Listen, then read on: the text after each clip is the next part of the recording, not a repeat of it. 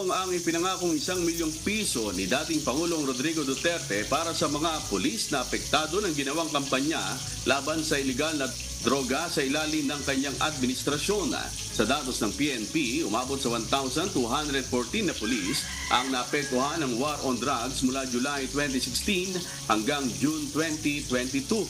We would like to extend our appreciation to the former President for initiating yung pagbibigay niya. Sinabi niya na 1 million. This is a welcome development dahil kung matatandaan niyo po, nagbigay po ng kanyang pahayag ng ating Chief PNP na nung nakakaang administrasyon, particularly from 2016 to 2022, ay marami po tayong pulis na talagang humakap sa mga legal challenges.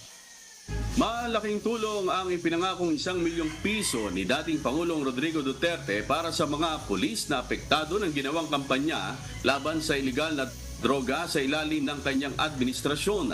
Sa datos ng PNP, umabot sa 1,214 na pulis ang naapektuhan ng war on drugs mula July 2016 hanggang June 2022.